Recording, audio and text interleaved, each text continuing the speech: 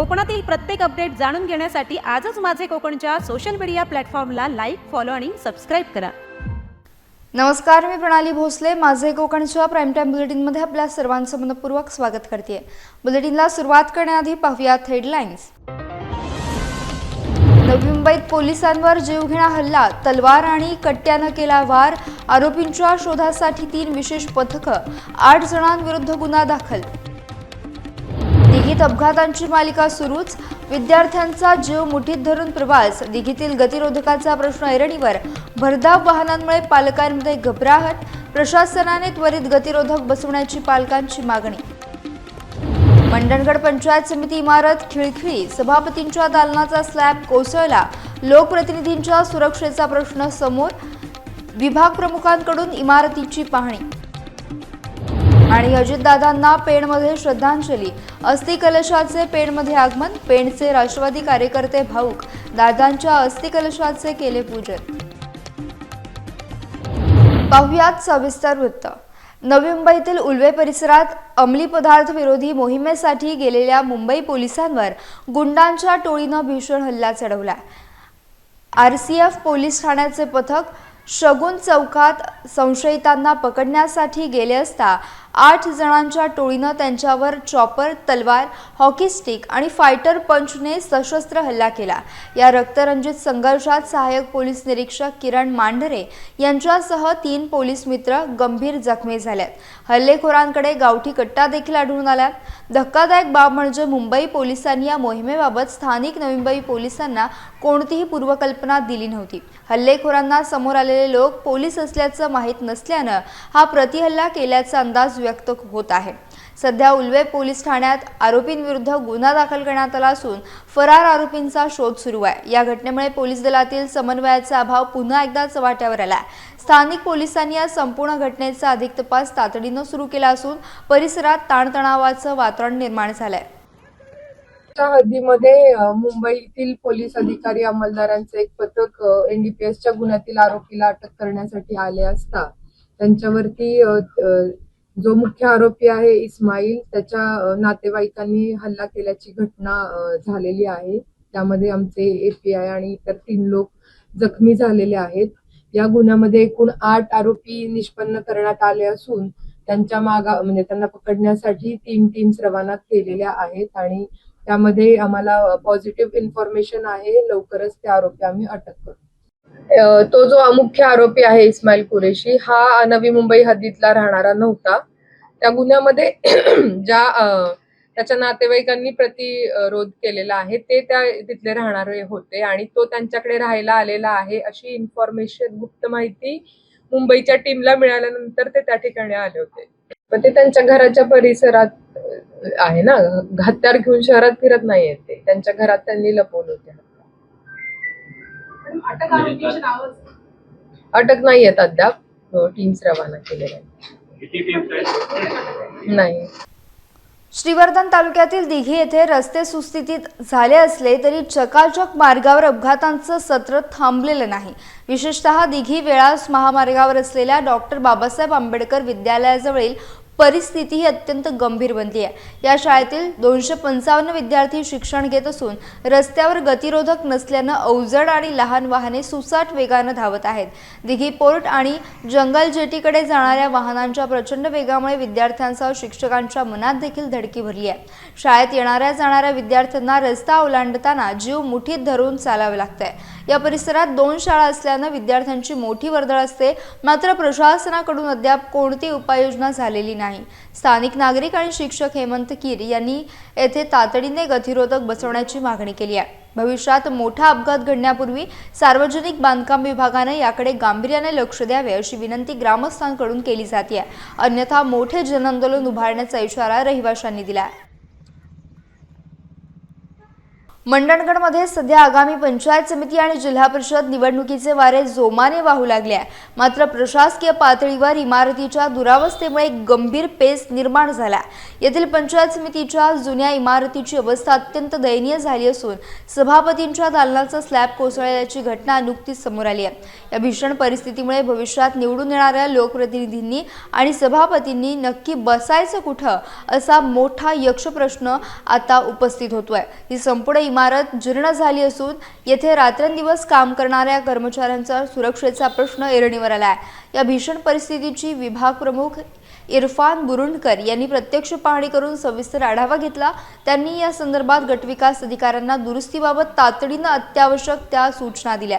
नवीन सुसज्ज इमारत त्वरित उभारण्यात यावी अशी आग्रही मागणी आता स्थानिक नागरिक आणि लोकप्रतिनिधींकडून केली जाते. प्रशासनाने या गंभीर प्रकरणाची तातडीनं दखल घेऊन निवडणुकीपूर्वी ठोस पावले उचलणे गरजेचे आहे. मुंबई-पुणे एक्सप्रेसवेवरील खंडाळा घाटातील आडोशी बोगद्याजवळ प्रोपिलिन गॅस वाहून नेणाऱ्या टँकरचा भीषण अपघात झाला. टँकर उलटल्यामुळे मोठ्या प्रमाणात गॅस गळती सुरू झाली. परिणामी खबरदारीचा उपाय म्हणून मुंबईकडे जाणारी वाहतूक गेल्या 12 तासांपासून अधिक काळ पूर्णपणे ठप्प झाली आहे. मंगळवारी सायंकाळी झालेल्या अपघातामुळे महामार्गावर वाहनांच्या अनेक किलोमीटर लांबच लांब रांगा लागल्यात. अत्यंत ज्वलनशील वायू असल्यामुळे पोलीस आणि आपत्कालीन विभागानं खबरदारी म्हणून संपूर्ण परिसर सील केला. हजारो प्रवासी अन्नाविना आणि पाण्याविना रस्त्यावर अडकून पडले असून अनेकांनी सोशल मीडियाद्वारे आपला संताप व्यक्त केला. प्रशासनाने प्रवाशांना या मार्गावरून प्रवास टाळण्याचे आवाहन केलं असून सध्या वाहतूक जुन्या महामार्गावरूनच वळवण्यात आली आहे. युद्धपातळीवर मदत कार्य सुरू असलं तरी परिस्थिती अद्याप पूर्णतः नियंत्रणात आली नाही. प्रवाशांनी प्रवासाचे नियोजन करण्यापूर्वी महामार्गाची ताजी स्थिती तपासून घ्यावी असे अधिकृत आवाहन हायवे ट्रॅफिक पोलिसांनी केले आहे. सिंधुदुर्ग जिल्ह्याचे पालकमंत्री नितेश राणे यांनी ठाकरे गटाच्या उमेदवारांबाबत केलेल्या वादग्रस्त विधानांमुळे कोकणात राजकीय वातावरण तापलंय. ठाकरे गटाचा उमेदवार निवडून आल्यास निधी रोखू, कारण तिजोरीच्या चाव्या आमच्याकडे आहेत, असं विधान राणे यांनी केलं होतं. या विधानाचा समाचार घेताना माजी खासदार विनायक राऊत यांनी राणेंवर जोरदार टीका केली आहे. दोन्ही नेत्यांमधील आरोप प्रत्यारोपामुळे रत्नागिरी सिंधुदुर्ग पट्ट्यात राजकीय चुरस वाढली असून जनता कोणाच्या बाजूने उभे राहणार हे पाहणं आता औत्सुक्याचं ठरेल. अत्यंत गुरमीत वावरणारा पालकमंत्री म्हणून नितेश राणेचा उल्लेख करावा लागेल. सत्तेची मस्ती आणि पैशाची मस्ती एवढी अंगात भिनलेली आहे. त्या नितेश राणेंना मला सांगायचं आहे की सरकारी तिजोरीची चावी घेणार आहे हे जनता आहे, ही काय तुमच्या स्वतःच्या मालकीची नाही आहे. आणि त्यामुळे तुम्ही अशी जर धमकी मतदारांना देत असाल तर त्या धमकीच्या विरोधात आम्ही निवडणूक आयोगाकडे आणि संबंधित यंत्रणाकडे आम्ही तक्रारी तर करणारच आहोत. पण हिंमत असेल तर निवडून येणाऱ्या मशालीच्या लोकप्रतिनिधींची जी फंड आहे हा थांबवून तुम्ही दाखवा. तुम्हाला तुमच्या मंत्रिपद घालून दाखवल्याशिवाय आम्ही स्वस्थ बसणार नाही. सिंधुदुर्गातील कोलगाव जिल्हा परिषद मतदारसंघात सध्या निवडणुकीचा धूर चांगलाच तापलाय. भाजपचे अधिकृत उमेदवार महेश सारंग यांनी बंडखोरी करणाऱ्या उमेदवारांना थेट शिंगावर घेतलं असून मैदानातून जाहीर आव्हान केलंय. पक्षाशी प्रतारणा करणं अपक्ष निवडणूक लढवणारे बंडखोर उमेदवार मायकल डिसोजा यांच्यावर सारंग यांनी सडकून टीका केली आहे. मैदान आणि वेळ तुमची असेल पण विजय आमचाच असेल अशा आक्रमक शब्दात त्यांनी आपला ठाम आत्मविश्वास व्यक्त केला. ज्यांनी आयुष्यभर पक्षाची ताकद आणि पदे भोगली तेच आज स्वतःच्या फायद्यासाठी पाठीत खंजीर खुपसत आहेत असा घणाघाती आरोप करत त्यांनी गद्दारांना कोलगावची सुज्ञ जनता थारा देणार नाही असा विश्वास व्यक्त केला. महेश सारंग यांच्या आक्रमक पावित्र्यामुळे बंडखोर गटाच्या गोटात मोठी खळबळ उडाली आहे. कोलगावच्या रणांगणात आता अधिकृत उमेदवार विरुद्ध बंडखोर असा टोकाचा सामना पाहायला मिळत असून सारंग यांच्या इशाऱ्यानं राजकीय वातावरणात चांगलीच उष्णता निर्माण झाली आहे. कारण ते ह्या सहकारविषयी खूप लहान आहेत अजून. लक्षात घ्या, सहकार समजून घेण्यासाठी त्यांच्या वडिलांनी 30 वर्ष आत कोलगाव विकास संस्थेवर चेअरमन म्हणून होते, चांगलं काम केलं आहे त्यांनी. त्यामुळे त्यांच्या वडिलांकडून ते शिकायला कुठेतरी चुकले असतील, त्यामुळे आता त्यांच्याकडून तो पण वेळ संपलेला आहे, लक्षात घ्या.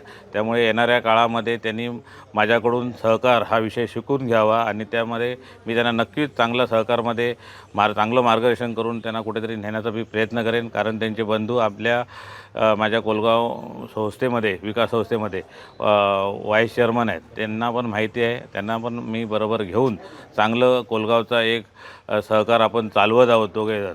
त्यामुळे हे अशा चुकीच्या पद्धतीने आरोप करून आपल्या बँकेची कोण बदनामी करत असेल तर आपण त्यावर योग्य ती कायदेशीर आपण कारवाईसाठी पण आपण करणार आहोत. त्यांची व्हिडिओ क्लिप मी शिवमकडे पाठवलेली आहे, ते तपासून नक्कीच त्याच्यावर योग्य त्या वेळी चांगलं म्हणजे एक निर्णय होऊन आपल्या बँकेची प्रतिमा कोण डागळण्याचं पण कोण हिंमत करणार नाही हेच मी सांगतो. रायगड जिल्ह्यातील राजकीय वातावरण सध्या चांगलंच तापलंय. खोपोलीतील बहुचर्चित मंगेश काळोखे हत्याकांड प्रकरणावरून शिवसेनेचे आमदार महेंद्र थोरवे यांनी राष्ट्रवादी काँग्रेसचे प्रदेशाध्यक्ष सुनील तटकरे यांच्यावर अनेक गंभीर आरोप केले होते. या सातत्यानं होणाऱ्या आरोपांची आणि टीकेची दखल घेत आता खासदार सुनील तटकरे पूर्णपणे ॲक्शन मोडवर आले आहेत. तटकरेंनी आमदार थोरवे यांच्या विरोधात थेट कायदेशीर पाऊल उचललं असून त्यांना कायदेशीर नोटीस बजावली आहे. या नोटीसद्वारे त्यांनी केलेल्या आरोपांबाबत कायदेशीर आणि समाधानकारक उत्तराची मागणी केली आहे. कर्जत येथील एका निवडणूक प्रचार सभेनंतर माध्यमांशी संवाद साधताना तटकरे यांनी ही महत्त्वाची माहिती दिली. जर थोरवे यांनी ठराविक कालावधीत या नोटीसीचे योग्य उत्तर दिले नाही तर त्यांच्यावर कडक स्वरूपाचा बदनामीचा फौजदारी गुन्हा दाखल करण्याचा स्पष्ट इशारा देखील तटकरेंनी दिला. यामुळे आगामी काळात रायगडमधील राजकीय संघर्ष अधिक पेटण्याची शक्यता वर्तवण्यात येते. नोटीस बजावलेली आहे. त्या कायदेशीर नोटीसचं उत्तर जर काय त्यांच्याकडनं आलं नाही तर त्यांच्यावरती संबंध राज्यभरात आणि जिल्ह्यात डिफॉर्मेशन केसेस टाकण्याची माझी तयारी मी केलेली आहे. सिंधुदुर्गातील अंबरड जिल्हा परिषद मतदारसंघात सध्या निवडणुकीच्या प्रचाराचा धडाका पाहायला मिळतोय. शिवसेनेचे उमेदवार दीपलक्ष्मी पडते यांनी प्रचारात मोठी मुसंडी मारली असून गावोगावी त्यांना मतदारांचा अत्यंत उत्स्फूर्त प्रतिसाद मिळत आहे. माजी जिल्हा परिषद अध्यक्ष म्हणून असलेला दांडगा अनुभव त्यांच्या पाठीशी असल्यानं त्या थेट मतदारांच्या घराघरात पोहोचून संवाद साधतात. प्रचारादरम्यान त्यांनी स्थानिक आमदारांनी केलेल्या विविध विकास कामांचा पाढा वाचत आपल्या विजयाचा ठाम विश्वास व्यक्त केला आहे. ही लढत प्रामुख्याने अनुभव विरुद्ध नवखा उमेदवाराशी रंगली असून संपूर्ण जिल्ह्याचं लक्ष या लक्षवेधी मतदारसंघाकडे लागलं आहे. आपल्या अनुभवाच्या जोरावर बाजी मारण्यासाठी पडते यांनी कंबर कसली असून विरोधकांसमोर मोठं आव्हान उभं केलंय. आता अंबरडचा हा महत्त्वाचा गड अखेर कोण सर करणार आणि मतदारांचा कौल कोणाला मिळणार हे पाहणं निश्चितच औत्सुक्याचं ठरणार आहे. अंबरड मतदारसंघ ही माझ्यासाठी आलेली चांगली संधी आहे असं मी मानते. परमेश्वराचे, या मतदारांचे सगळ्यांचे आभार मानते की चांगली संधी मला या ठिकाणी अंबरड मतदारसंघ या माध्यमातून मिळाली आहे. विरोधक असल्यामुळेच मी आभार मानले, कारण त्यांनी कुठलीही कामं केली नाही आणि याला मी आव्हान नाही, याला मी संधी समजते.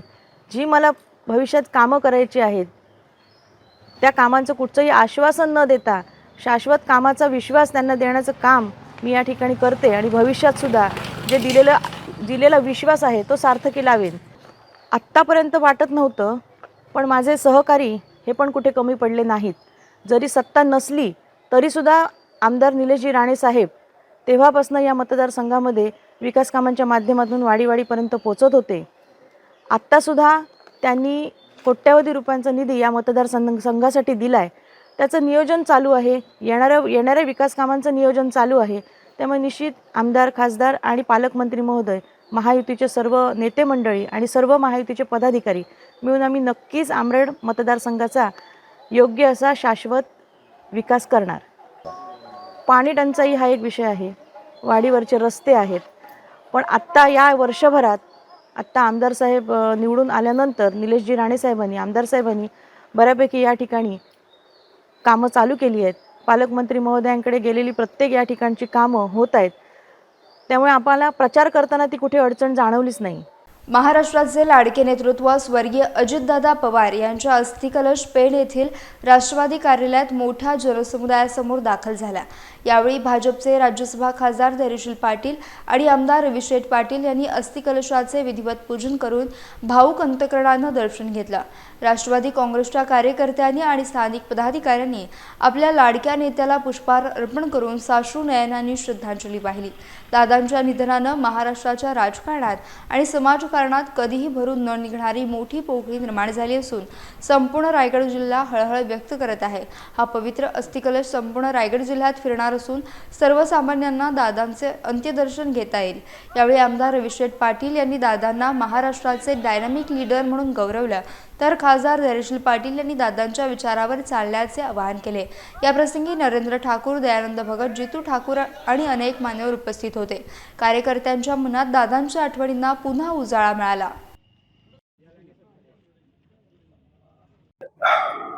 आता माझी म्हणावं लागेल असे उपमुख्यमंत्री कैलासवासी अजितदादांचा अस्थिकलश आज पेण नगरीमध्ये दर्शनाकरता आलाय। खरं तर कुणाच्याही स्वप्नामध्ये नसणारी किंवा कल्पनेतही नसणारी ही घटना आज दुर्दैवानं घडून आलेली आहे। महाराष्ट्र एक जाणत्या कार्यकर्त्याला, जाणत्या राज्यकर्त्याला, महाराष्ट्राची संपूर्ण जाण असलेल्या एका नेत्याला या ठिकाणी मुकलेला आहे। दादा हे बहुआयामी अशी व्यक्ती होती। या व्यक्तीला कोण अजात शत्रूही कोणी नव्हता। दादा सर्व लोकात समाविष्ट आणि सगळ्या विरोधकांना सुद्धा प्यारी होते। असं एक डायनॅमिक लीडर होते। त्यांना कधीही राजकारण हा जरी गौण असला तरी ते स्वतः जे आहेत ते 80-90% समाजकारणी होते आणि म्हणून त्यांच्या बाबतीत या महाराष्ट्राला फार हळहळ निर्माण झाली। खरं या काळात खरं म्हणजे त्यांनी जायला नको होतं। ते परमेश्वराने काय त्यांच्यावर आघात केला ते परमेश्वराला माहिती, परंतु आज आपल्यातून ते गेले। खरं म्हणजे भावपूर्ण त्यांना श्रद्धांजली वाहिली। राज्याचे आदरणीय उपमुख्यमंत्री स्वर्गवासी अजितदादा पवार साहेब यांचा आज अस्थीचं कलश हे पेण तालुका राष्ट्रवादी काँग्रेस पार्टीच्या कार्यालयामध्ये आलेले आहे। सर्वच कार्यकर्त्यांच्या वतीनं आम्ही भावपूर्ण अशी आदरांजली अर्पित करतो। खरं तर दादांविषयी सांगायला गेलो तर आपण ज्या दिवशी ही घटना घडली त्याच दिवशी आम्हाला माननीय आमदार अनिकेतबाई तटकरे यांनी आम्हाला बोलवलं होतं आणि त्या बाबतीमध्ये चर्चा करण्याचं सुतोवाच केलं होतं। परंतु दादांच्या जाण्यानं महाराष्ट्र राज्याची जी पोकळी निर्माण झालेली आहे ती भरून न निघणार एवढी आहे। ज्या सर्वच कार्यकर्त्यांना दादांचं पार्थिवाचं अंत्यदर्शन घेता आलं नाही आणि त्यामुळे अखंड महाराष्ट्रामध्ये जे अस्थि कलशाचं जे रथ निघालेलं आहे त्याचं दर्शन घेण्यासाठी, त्या अस्थीचं दर्शन घेण्यासाठी सर्वच पेण तालुक्यातील सर्वच पक्षातील कार्यकर्ते, जनसामान्यातील व्यक्ती हे त्यांचं दर्शन घेण्यासाठी आलेले आहेत। महाड तालुक्यातील बीरवाडी पंचायत समिती गणातून भाजप आणि राष्ट्रवादी काँग्रेस महायुतीचे अधिकृत उमेदवार मयूर जाधव यांच्या नावाची सध्या मतदारसंघात मोठी चर्चा आहे। त्यांच्यासोबतच पल्लवी बागडे या जिल्हा परिषद सदस्यत्वासाठी निवडणुकीच्या मैदानात उतरले आहेत। मयूर जाधव यांच्या मनमिळावू स्वभाव आणि सामाजिक क्षेत्रातील सक्रिय कार्यामुळे त्यांना मतदारांचं मोठं समर्थन लाभत आहे। त्यांनी बीरवाडी, आसनपोई, जिते, टेमघर, साखळी आणि भोगाव यांसारख्या विविध गावांमध्ये जोरदार प्रचार रॅली काढली आहे। या प्रचार मोहिमेत त्यांना जनतेचा उत्स्फूर्त प्रतिसाद मिळत असल्याचं पाहायला मिळत आहे। विजयाचा मोठा विश्वास कार्यकर्त्यांमध्ये दाट झाला। मयूर जाधव यांनी आपल्या जनसंपर्काच्या जोरावर मतदारसंघात स्वतःचं वर्चस्व निर्माण केलंय। समोर प्रबळ प्रतिस्पर्धी असले तरी महायुतीची ताकद आणि जाधवांचं वैयक्तिक कार्य पाहता ते लक्ष्मण वाडकर यांचा पराभव करतील अशी चर्चा मतदारांमध्ये रंगली आहे। या चुरशीच्या निवडणुकीत मयूर जाधव बाजी मारणार का याकडे संपूर्ण जिल्ह्याचं लक्ष वेधलं गेलंय। महाड तालुक्यात भारतीय जनता पक्षाची ताकद दिवसेंदिवस वाढत असून शिंदे गटाला मोठा धक्का बसलाय। भाजपचे नेते आणि नामदार प्रवीण दरेकर यांच्या कार्यपद्धतीवर आणि त्यांच्या वाढत्या जनसंपर्कावर विश्वास ठेवून अनेक स्थानिक कार्यकर्त्यांनी भाजपमध्ये जाहीर प्रवेश केला। शिवसेना शिंदे गटाचे फौजी आंबवडे येथील माजी सरपंच सखाराम पवार यांनी आपल्या असंख्य कार्यकर्त्यांसह आणि सहकाऱ्यांसह प्रवीण दरेकरांच्या उपस्थितीत भाजपचे कमळ हाती घेतले। महाडमधील विकासाचा धडाका आणि दरेकरांचे प्रभावी नेतृत्व यामुळेच हा पक्षप्रवेश झाल्याचे राजकीय वर्तुळात बोलले जाते आहे। भारतीय जनता पार्टीत प्रवेश केल्यानंतर मी आपल्याला विश्वास देतो की तुमच्या विश्वासाला जराही तडा भारतीय जनता पार्टीचे पदाधिकारी कार्यकर्ते जाऊ देणार नाहीत आणि तुमच्या सर्व विकास कामात ताकदीनं मी सरकार, मग केंद्र सरकार असेल, राज्य सरकारच्या माध्यमातून, जिल्हा परिषदेच्या माध्यमातून तुमच्या गावाचा आणि आजूबाजूच्या गावांचा विकास करण्यात भारतीय जनता पार्टी आणि मी स्वतः लक्ष घालेन, हा विश्वास। श्रीवर्धन विधानसभा मतदारसंघातील म्हसळा तालुक्यात राष्ट्रवादी काँग्रेसचा प्रचार सध्या अत्यंत शांत आणि संयमी पद्धतीने सुरू आहे। अजितदादांच्या अपघाती निधनामुळे कार्यकर्त्यांमध्ये मोठं दुःख आहे, मात्र उमेदवारांचा विजय हीच त्यांना खरी श्रद्धांजली ठरेल या भावनेतून कार्यकर्ते कामाला लागलेत। मंत्री अदिती तटकरे यांच्या मतदारसंघात कोणतीही रॅली किंवा मोठी सभा न घेता मेंदडी येथील कार्यकर्ते घरोघरी जाऊन मतदारांच्या भेटी घेत आहेत। सुनील तटकरे यांचे विश्वासू सहकारी जमीर नाझिरी यांच्या नेतृत्वाखाली हा प्रचार सध्या राबवला जातोय। जड अंतकरणाने का होईना पण विकासाची कामे तळागाळातील लोकांपर्यंत पोहोचवण्यासाठी कार्यकर्ते प्रयत्नशील आहेत। राष्ट्रवादीचे सर्व उमेदवार बहुमताने निवडून येतील असा ठाम विश्वास जमीर नाझिरी यांनी यावेळी व्यक्त केला। शोकसागरात बुडालेले असतानाही पक्षकार्यासाठी पूर्णपणे कटिबद्ध राहून दादांच्या स्वप्नातील विजय खेचून आणण्यासाठी कार्यकर्त्यांनी कंबर कसली आहे। संपूर्ण तालुक्यात या शांत प्रचाराची चर्चा असून मतदारांकडूनही चांगला प्रतिसाद मिळतोय। आता आमचा जो प्रचार चालला आहे तो दादाचे निधनानंतर आम्ही ते प्रचार असा करतोय की डोर टू डोर जाऊन लोकांना मी बोलतोय, जो आमचा जल्लोष होता तो आमचा कमी याच्यासाठी झाला आहे, कुठेतरी आमच्या मनामध्ये एवढा दुःख आहे, म्हणून हा जो प्रचार आहे आम्ही लोकांपर्यंत पोचून लोकांना विश्वासात घेऊन ताईंच्या माध्यमातून, तटकरे साहेबांच्या माध्यमातून जे विकास कामं झालेली आहेत त्याची पोचपावती आम्हाला जनता आम्हाला देणारच आहे। परंतु निधनानंतर दादांच्या हा जो आमच्यावर वेळ आणि हा दुःख जो झालेला आहे त्याचा कुठेतरी वेगळा परिणाम होऊ नये म्हणून हा आम्ही एकदम स्लो याच्यामध्ये प्रचार करतोय आणि जनता आम्हाला भरभरून मताने निवडून देईल। दादांची दुःखद घटना झाल्यानंतर जो आम्ही प्रचाराचा या ठिकाणी झंझावात आधी ठेवला होता, पण दुःखद घटना आम्हाला समजल्यानंतर या म्हसळा तालुक्यामध्ये खऱ्या अर्थात संत गतीने प्रचार आम्ही सुरू केला आहे। कुठेही सभा, कुठेही प्रसिद्धी, कोणताही असा आम्ही गाजावाजा न करता एकदम शांततेत डोर टू डोर आणि घर टू घर असा प्रचार सुरू आहे। या भागामध्ये खऱ्या अर्थाने आदरणीय खासदार सुनील तटकरे साहेब यांच्या माध्यमातून 2009 पासून जो विकास कामं झाली त्या विकासाच्या मागे संपूर्ण जनता आहे आणि आजही या विकासाच्या मागे जनता संपूर्ण राहत आहे आणि हा प्रचार एकदम शांततेत होतोय।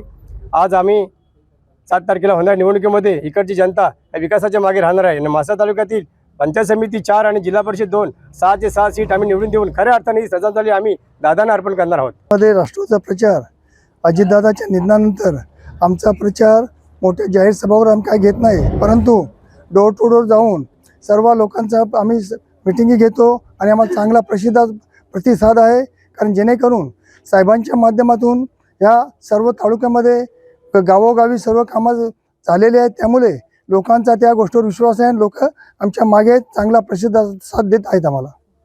नागोठणे जिल्हा परिषद गटातील राष्ट्रवादी काँग्रेस, अजित पवार गट, भाजप आणि शेकाप युतीचे अधिकृत उमेदवार किशोर जैन यांनी पत्रकार परिषद घेत आपल्या विजयाचा ठाम विश्वास व्यक्त केला।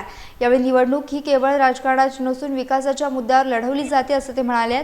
नागोठणे विभागाचा सर्वांगीण आणि शाश्वत विकास करून हा विभाग जिल्ह्यातील रोल मॉडेल बनवण्याचा निर्धार असल्याचं त्यांनी स्पष्ट केलं। यावेळी बोलताना जैन यांनी विरोधकांवर कोणतेही ठोस आव्हान नसल्याचे सांगत जनतेचा मोठा पाठिंबा मिळत असल्याचा दावा केलाय। पायाभूत सुविधा, रोजगार, शिक्षण आणि मूलभूत सेवांवर भर देत विकासाला गती देण्याचं आश्वासन त्यांनी दिलंय। पत्रकार परिषदेस राष्ट्रवादी काँग्रेस, भाजप आणि शेकापचे प्रमुख पदाधिकारी उपस्थित होते। समावेशक असा विकास करण्याचा निर्णय मी जनतेसमोर ठेवलेला आहे।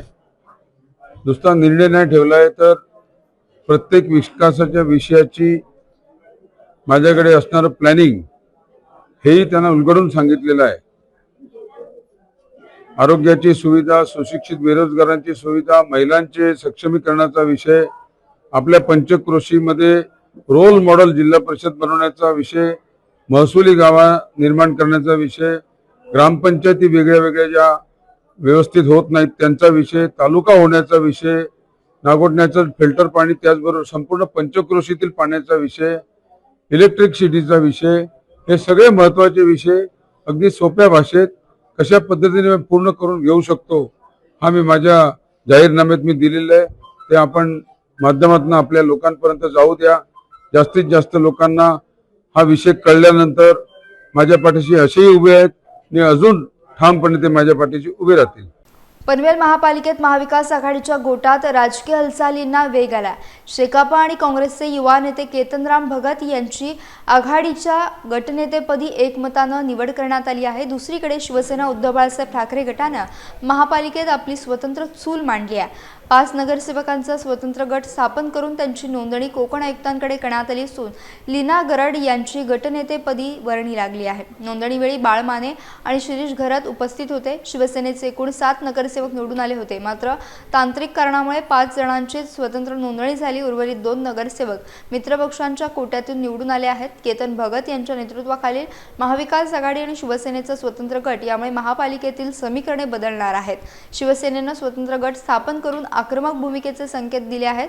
यामुळे आगामी काळात पनवेलमध्ये सत्ताधारी आणि विरोधकांमधील संघर्ष अधिक तीव्र होण्याची चिन्ह स्पष्टपणे पाहायला मिळत आहेत. पनवेल महानगरपालिकेमध्ये गेल्या अनेक वर्षानंतर पुन्हा एकदा आम्ही नव्यानं आलोय. आमच्याबरोबर महाविकास आघाडी म्हणून शेतकरी कामगार पक्ष, काँग्रेस पक्ष आणि असे आम्ही एकूण 18 नगरसेवक निवडून आलोय. पण आदरणीय उद्धवजी ठाकरे आमचे पक्षप्रमुख आहेत. यांनी महाराष्ट्रामधल्या सगळ्याच महानगरपालिकांमध्ये जे मशाल चिन्हावरती निवडून नगरसेवक पक्षाचे त्यांचा अधिकृत गट म्हणण्यापेक्षा नोंदणी या ठिकाणी आम्ही करण्याकरता आलेलो आहोत आणि पुढच्या वाटचालीमध्ये उद्धवजींच्या नेतृत्वाखाली त्यातून आमचे नेते अनंतराव गीते साहेब, आमचे संपर्कप्रमुख प्रसाद भोईर, आमचे जिल्हा प्रमुख आणि सगळे नवनिर्वाचित नगरसेवक, सगळे पदाधिकारी यांच्या माध्यमातून पनवेल महानगरपालिकेमध्ये विकासाच्या दृष्टीनं एक आम्ही नवं पाऊल टाकणार. पनवेलच्या महानगरपालिकेच्या निवडणुकीत महाविकास आघाडीचे एकंदर 18 नगरसेवक निवडून आलेले आहेत आणि शिवसेनेनं राज्यभर स्वतंत्र शिवसेना उद्धव बाळासाहेब ठाकरे पक्षाचा गट नोंदणी करण्याचा निर्णय घेतलेला असल्यामुळे त्यांनी कालच या ठिकाणी येऊन त्यांच्या नगरसेवकांचं रजिस्ट्रेशन केलेलं आहे. काँग्रेस आणि शेतकरी कामगार पक्ष असे मिळून आम्ही 13 लोक महाविकास आघाडीची गट नोंदणी या ठिकाणी आज करतोय. आघाडीमध्ये बिघाडी वगैरे काही नाही. राज्य म्हणून त्यांचा पॉलिसी डिसिजन आहे की शिवसेनेचा नगरसेवक जिथं मशालच्या चिन्हावर निवडून आलेला असेल त्या ठिकाणी पक्षाची नोंदणी करायची, उद्धव बाळासाहेब ठाकरे पक्षाचा गट म्हणून नोंदणी करायची असा निर्णय झालेला आहे. रायगड जिल्ह्यात स्थानिक स्वराज्य संस्थांच्या निवडणुकीची रणधुमाळी जोरात सुरू असतानाच नागोठणे येथील ऐनघर विभागात शिंदे शिवसेनेला मोठा राजकीय धक्का बसलाय. शिवसेनेचे ज्येष्ठ नेते मनोहरभाई सुटे यांनी आपल्या शेकडो कार्यकर्त्यांसह राष्ट्रवादी काँग्रेसमध्ये जाहीर प्रवेश केला. राष्ट्रवादीचे नेते किशोरभाई जैन, दिलीप टक्के आणि शिवराम शिंदे यांनी त्यांचे पक्षात उत्साहात स्वागत केले. सुटे यांच्यासोबत सुरेश वाघमारे, संतोष खाडे, प्रसाद उमरे आणि दत्ता पवार यांसारख्या मातब्बर कार्यकर्त्यांनी अधिकृतपणे घड्याळ हाती बांधलाय. मनोहर सुटे यांचा दांडगा जनसंपर्क आणि संघटन कौशल्य आगामी काळात राष्ट्रवादीसाठी अत्यंत फायदेशीर ठरणार आहे. ऐनघर विभागाचा सर्वांगीण विकास आणि आदिवासी वाड्यांच्या शाश्वत प्रगतीसाठी आपण हा महत्त्वपूर्ण निर्णय घेतल्याचं सुटे यांनी यावेळी सांगितलं. आगामी निवडणुकीत किशोरभाई जैन यांना मोठे मताधिक्य मिळवून देण्याचा निर्धार त्यांनी व्यक्त केला असून यामुळे विभागातील राजकीय समीकरणे पूर्णपणे बदलणार आहेत. तसं बघायला गेलं तर ऐनघर ग्रामपंचायत तिथले जे नेते आहेत ते माझे सहकारी मनोहर सुटे यांनी आज प्रवेश केलेला आहे. खरं तर मनोहर सुटे कायम मला ऐनघर ग्रामपंचायत निवडून आणून भेट देत असतात. नागोठणा ग्रामपंचायत 17 पैकी 16 सीटा आणण्याच्या अगोदर ऐनघर ग्रामपंचायतीमध्ये त्यांनी मला 15 पैकी 14 सीटा आणून दिलेल्या आहेत. आणि एक सीट होती तिने आमच्यात प्रवेश केला होता. अशी 3 वेळा सत्ता आमच्याकडे आलेली आहे. आता सुद्धा थोडा विस्कळीतपणा झाला होता, परंतु शिंदे पक्षाकडे जी मंडळी आकर्षित झाली, जी मंडळी शिंदे पक्षाकडे स्वहेतूने गेली, हे त्यांना पटलेलं नाही. आणि म्हणून विकासाची ग्वाही किशोरभाई हीच आशा बाळगून त्यांनी पुन्हा एकदा हिंदगर ग्रामपंचायतून मताधिक्य देण्यासाठी माझ्यासोबत प्रवेश केलेला आहे. बरेचसे त्यांच्याबरोबर माझ्या जिव्हाळ्याचे संबंध आहेत, हे मला मान्य करावंच लागेल आणि मी ते आजही मान्य करतो. परंतु काही जे विचलित निर्माण होणारे कार्यकर्ते आहेत, विसंगती निर्माण करणारे कार्यकर्ते आहेत, यांच्यासाठी आणि माझा देह धोरण जो किशोर शेठ यांच्याकडे होता, त्यांना मला बोलून दाखवावं लागलं की शेठ मला उतरून काम करायचं आहे आणि तुमच्याकडे उतरून काम करून निवडून आणण्यासाठी उतरून काम करणारी मी तुमच्याकडे येत आहे. जी जनता, आदिवासी जनता, आमचा दुर्बळ भाग आदिवासी जनतेचा जो आहे, ही आदिवासी जनता मनापासून माझ्या पाठीशी उभी आहे आणि तो मनापासून पाठीशी उभी असल्याने संपूर्ण पाठिंबा त्यांचा घेऊन मी किशोर शेठ यांच्या पाठीत टाकणार आहे. मंडणगड येथील लोकनेते गोपीनाथजी मुंडे महाविद्यालयात रस्ता सुरक्षा अभियानाचं यशस्वी आयोजन करण्यात आलं. प्रादेशिक परिवहन कार्यालय रत्नागिरी आणि मोटार वाहन विभाग यांच्या संयुक्त विद्यमानं विद्यार्थ्यांमध्ये जनजागृती करण्यात आली. यावेळी सहाय्यक मोटार वाहन उपनिरीक्षक सत्यवंत पाटील यांनी विद्यार्थ्यांना मोलाचं मार्गदर्शन केलं. आपलं जीवन अमूल्य असल्यानं वाहन चालवताना हेल्मेट, परवाना आणि वाहतूक चिन्हांचं पालन करणं अनिवार्य असल्याचं त्यांनी सांगितलं. दुसरे मार्गदर्शक निखिल पुजारी यांनी 18 वर्ष पूर्ण झाल्यावरच रीतसर परवाना काढण्याचं आवाहन केलं. विना परवाना वाहन चालवल्यास होणाऱ्या दंडात्मक कारवाईची माहिती देखील त्यांनी सविस्तरपणे दिली. अपघाताच्या वेळी जखमींना तातडीने मदत करणे हे प्रत्येक नागरिकाचे मानवी कर्तव्य असल्याचं त्यांनी स्पष्ट केलं. उपप्राचार्य डॉक्टर विष्णू जायभाये यांनी या स्तुत्य उपक्रमाचे विशेष कौतुक केलं. कार्यक्रमाला महाविद्यालयातील प्राध्यापक, कर्मचारी आणि विद्यार्थी मोठ्या संख्येने उपस्थित होते. विद्यार्थ्यांनी विचारलेल्या शंकांचे यावेळी तज्ज्ञांनी योग्य निरसन केले. रस्ते सुरक्षा नियमांचं पालन करण्याची शपथ घेत या कार्यक्रमाची सांगता झाली. हे साइन असतं, ओव्हर स्पीडिंग नो ओव्हरटेक, हे over speeding no overtake one वेचे चिन्ह ते सर्कलमध्ये असतं. हे आपल्याला माहीत असायला पाहिजे. जर आपल्याला साईन माहीत असेल तर आपण त्या दृष्टीने गाडी चालवणार. साईनच माहीत नसेल तर आपण आपल्याला जसं नॉलेज आहे त्याच्यानुसार चालणार. त्यामुळे ही साईन तुम्हाला मी थोडक्यात इथं त्यांचं वर्गीकरण सांगतो. सर्व इथं साईन सांगणं कमी वेळात काय पॉसिबल होणार नाही. तुम्ही स्वतः थोडीशी त्याच्यामध्ये इंटरेस्ट घेऊन मॉबच्या वेबसाईटवरती तुम्हाला डिटेल माहिती मिळेल, युट्यूबवरती मिळेल, नेटवर्क इंटरनेटवर तुम्हाला माहिती मिळेल. रत्नागिरी जिल्ह्याच्या खेड तालुक्यातील असगणी येथे 5000 वर्षांपूर्वीच्या पांडवकालीन श्री स्वयंभू महादेव मंदिरात 15 फेब्रुवारीला महाशिवरात्र उत्सव मोठ्या उत्साहात साजरा होणार आहे. या प्राचीन मंदिराचा 2017 मध्ये गावाचे सुपुत्र संदीप फडकले यांनी जीर्णोद्धार केला. पांडवांनी वनवासात एका रात्रीत बांधलेले हे मंदिर पूर्णपणे चिऱ्याच्या दगडात असून त्याच्या चारी बाजूंना वर्षभर पाणी असते. पूर्वी फक्त पायवाट असलेल्या मंदिरापर्यंत आता पक्का रस्ता झाला असून भाविकांची मोठी सोय झाली आहे. महाशिवरात्रीला येथे 10 ते 15,000 भाविक दर्शनासाठी येतात. मंदिराच्या मागे 5000 वर्षांपूर्वीची दक्षिणाभिमुख हनुमंताची मूर्ती असून तिचा देखील जीर्णोद्धार करण्यात आला. संदीप फडकले आणि त्यांच्या सहकाऱ्यांच्या मेहनतीमुळे हे जागृत देवस्थान आता प्रसिद्ध तीर्थक्षेत्र बनलं आहे. संदीप फडकले आणि दादा वैद्य यांनी सर्व शिवभक्तांना या उत्सवासाठी उपस्थित राहण्याचं आवाहन केलंय. निसर्गरम्य परिसरातील या मंदिरात भाविकांच्या सर्व इच्छा पूर्ण होतात अशी श्रद्धा आहे. सिंधुदुर्ग जिल्ह्यातील जुडो क्रीडा क्षेत्रासाठी अत्यंत अभिमानाची बातमी आहे. जेव्हा एज्युकेशन सोसायटी संचलित APS जुडो क्लब आणि आंबोली पब्लिक स्कूलच्या वतीनं दिला जाणारा प्रतिष्ठित उत्कृष्ट जुडो प्रशिक्षक पुरस्कार 2026 श्री अभिजित मधुकर शेट्टे यांना जाहीर करण्यात आला. अभिजित शेट्टे सध्या सिंधुदुर्ग जिल्हा जुडो असोसिएशनचे खजिनदार म्हणून मोलाची जबाबदारी यशस्वीपणे सांभाळत आहेत. त्यांच्या निपुण मार्गदर्शनाखाली सिंधुदुर्ग जिल्ह्यात अनेक गुणवंत जुडोपटू घडले आहेत. खेळाडूंना शिस्त, संयम आणि आत्मविश्वासाचे धडे देत त्यांनी या क्रीडा प्रकाराची प्रतिष्ठा खऱ्या अर्थानं जनमानसात उंचावली आहे. त्यांच्या बहुमोल योगदानाची विशेष दखल घेत त्यांना गौरवपूर्ण सन्मानपत्र देऊन सन्मानित करण्यात आलं. या यशाबद्दल आता संपूर्ण जिल्ह्यातून त्यांच्यावर अभिनंदनाचा वर्षाव होतोय. आगामी काळातही त्यांच्या मार्गदर्शनाखाली आंतरराष्ट्रीय दर्जाचे अनेक नवीन खेळाडू तयार होतील असा ठाम विश्वास क्रीडाप्रेमींनी व्यक्त केला आहे. खेड तालुक्यातील घाणेकुंठा येथील MES कॉलेज ऑफ नर्सिंगच्या वार्षिक क्रीडा महोत्सवाचा शुभारंभ मोठ्या दिमाखात झाला। क्रीडा भारती पुणे महानगरचे अध्यक्ष शैलेश आपटे यांनी क्रीडा ज्योत प्रज्वलित करून स्पर्धेचं उद्घाटन केलं। यावेळी महाराष्ट्र एज्युकेशन सोसायटी चे ॲडव्होकेट सागर नेवासे यांनी श्रीफळ वाढवून खेळाडूंना शुभेच्छा दिल्या। या महोत्सवाचे खास वैशिष्ट्य म्हणजे महाविद्यालयातील 100% विद्यार्थ्यांनी यामध्ये उत्स्फूर्त सहभाग नोंदवला। केवळ विद्यार्थीच नव्हे तर शिक्षकांनी देखील खेळांमध्ये प्रत्यक्ष उतरून विद्यार्थ्यांचा उत्साह द्विगुणित केला। उद्घाटन सोहळ्यात विद्यार्थ्यांनी शिस्तबद्ध संचलन आणि चित्तथरारक मानवी मनोरे सादर करून उपस्थितांची मने जिंकली। या महोत्सवात kabaddi, box cricket, badminton, volleyball आणि कॅरम यांसारख्या विविध खेळांचं आयोजन करण्यात आलं आहे। प्राचार्य मिलिंद काळे यांच्या मार्गदर्शनाखाली हा सोहळा अत्यंत नेटका पार पडला। या क्रीडा स्पर्धेमुळे पूर्ण परिसरात आनंदाचं वातावरण निर्माण झालं असून सर्वच विद्यार्थी खेळाचा मुनमुनात आनंद लुटत आहेत।